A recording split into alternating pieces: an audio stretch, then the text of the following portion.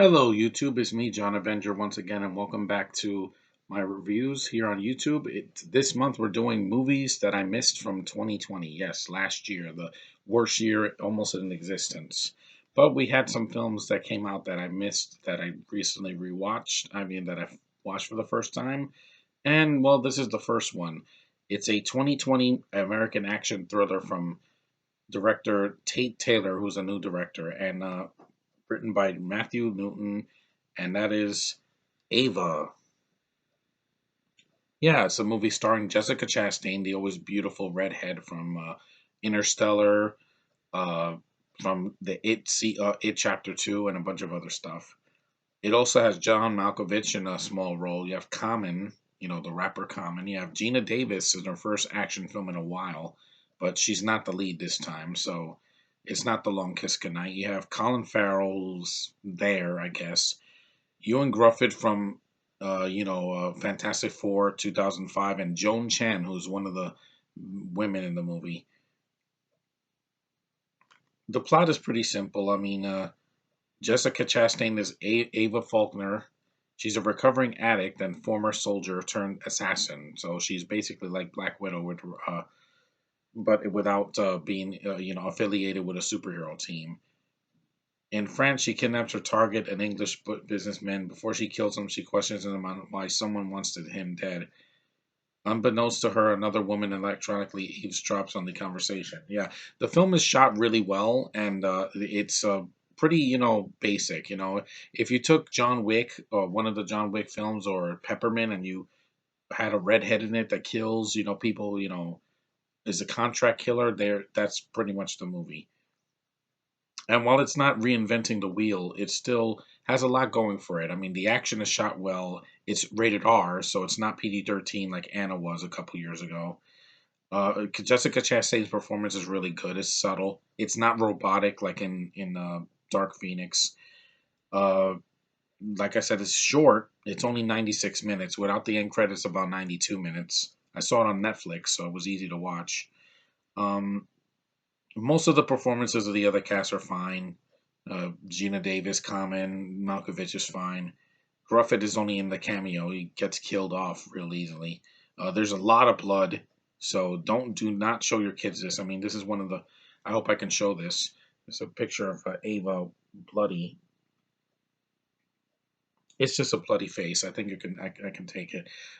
She does her killing mostly with a gun. She's not like like she doesn't cut people's heads off with a sword or anything like Deadpool. And the film is pretty much believable. It's set in reality. It's not like Ava has superpowers. She does get beat up and gets her ass kicked, but she fights back. It's a strong woman, and this is a much better written character than the hobo ever was.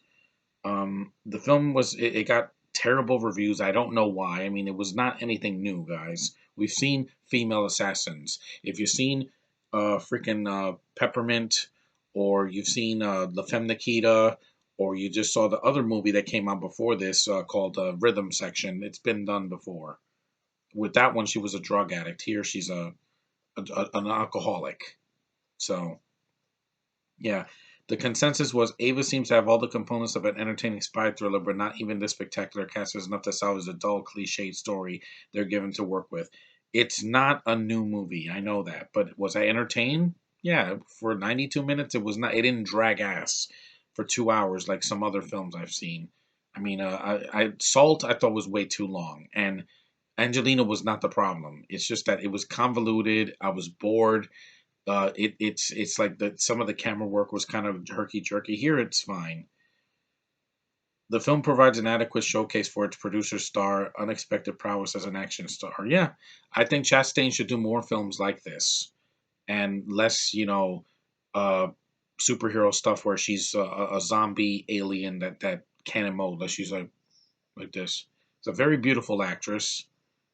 Um, can carry her own. She actually got an Oscar nomination, so she's not just a pretty face. And I know this is controversial, but I prefer her over Karen Gillian any day. Well, she is American, and her acting is more subtle.